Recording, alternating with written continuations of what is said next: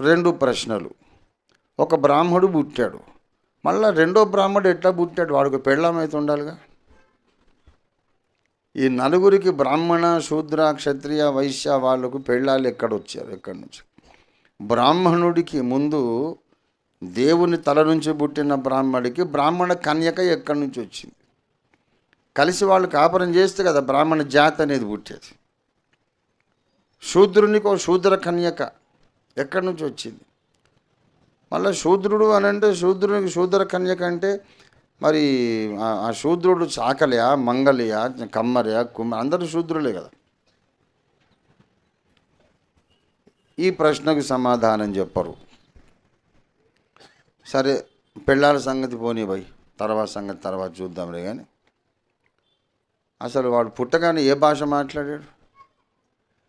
దేవుని తలలో నుంచి వచ్చిన బ్రాహ్మడు, భుజాల్లోంచి వచ్చిన క్షత్రియుడు ఏ భాషలో మాట్లాడుకున్నారు అంటే ఇంకే భాష? సంస్కృతం అండి, దేవభాష అంటారు. మరి సంతోషం, సంస్కృతం. మరి ఇంగ్లీష్ ఎక్కడి నుంచి వచ్చింది? అరబిక్ భాష ఎక్కడి నుంచి వచ్చింది? గ్రీకు, లాటిన్, హెబ్రీ భాష, వేల భాషలు ఉన్నాయి భూమి మీద. ఎక్కడి నుంచి వచ్చినాయి? ఎందుకు వచ్చినాయి? అంటే అట్లా వచ్చేసినాయి సార్, అన్నట్టు అడగకూడదు. చెప్పింది వినాలంతే, చరిత్ర అడగకూడదు. పెద్దలకు ఎదురు చెప్తే కళ్ళు పోతాయి. చెప్పింది వినాలంతే అంటారు తప్ప జవాబు లేదు.